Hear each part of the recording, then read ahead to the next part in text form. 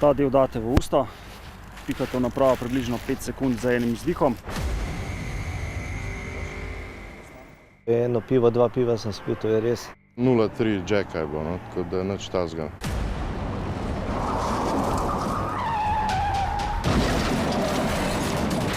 Voznik pa je po trčenju in zdrsu s ceste umrl na kraju nesreče.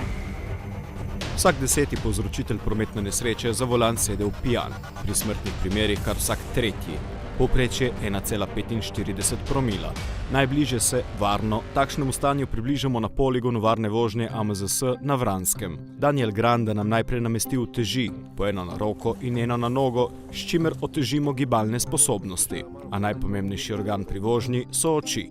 Mi spoznavamo vse, kar se na cesti dogaja, in zdaj bomo simulirala to z temi očali. Ampak to je absolutno, kot da bi bili že pod vplivom alkohola. Ja. No pa zdaj poskušamo malo koordinacije. To smo. Sem trenutek, vas vidim, jaz sem. Super. Nimam pa občutka, koliko daleč je kaj. Alkohol pa zadnje mesece povzroča težave tudi v vrstah tistih, ki bi ga morali preganjati. Konec januarja ljubljanskega kriminalista, ki ne spelje križišča na koncu Tržaške ceste, uniformirani kolegi ujamejo ravno, ko z drugim kriminalistom odstranjujeta tablice s poškodovanega avtomobila. Z 2 promiloma v krvi ostane brez vozniškega izpita. Kmalu zatem v spodnjih očah ustavijo Roberta Mundo, šefa mariborskih kriminalistov.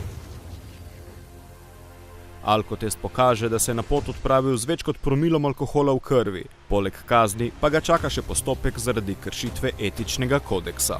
Policisti pri opravljanju svojega dela in v zasebnem življenju skrbimo za varovanje ter utrjevanje lastnega ugleda in ugleda policijske organizacije. In kot da ni dovolj, februarja pa na preizkusu pade še nekdanji komandir kranjske prometne policije. Jože Pasar se s 3-krat prekoračeno dovoljeno mejo alkohola v krvi med Ivančno Gorico in Žužemberkom zaleti v drug avto.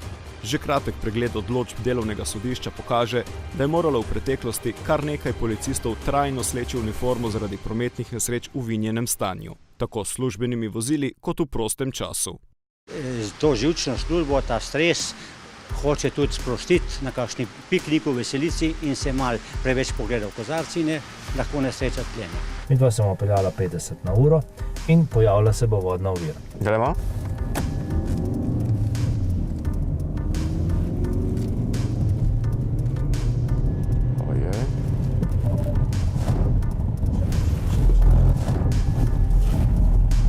Nič ne pomaga. In zaključili smo tam, kjer zaključijo ponavadi tisti, ki so pod vplivom alkohola, to je zraven ob cesti. Ni bilo dobro. Tako kot se ni popivanje dobro končalo za mursko-soboško tožilko Anico Šoštarič. Policijska kontrola je eno izmed 8 uradnih oseb za pregon kriminala v Murski Soboti ujela z 2 promilom alkohola v krvi.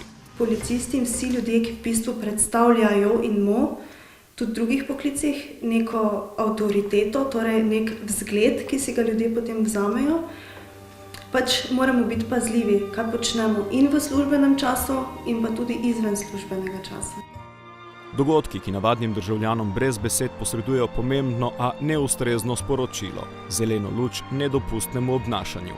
Obnašanju, ki je v petek pripeljalo do prometne nesreče na Dunajski cesti, ko je vinjeni 33-letnik do smrti povozil pešca, ki sta pravilno prečkala cesto in zbežal. Policisti so ga pozneje izsledili, a pogled v zgodovino kaznovanj podobnih voznikov ni obetaven. Celo primer, ki je zbudil celotno Slovenijo. Smrt 3 mladih oseb, nesreča, ki jo je z vožnjo v napačno smer po avtocesti pri Arji vasi povzročil vinjeni Branko Maček. Po prvi obsodbi na 10 let za zapahi mu je pritožba prinesla le 7 let in 4 mesece zapora.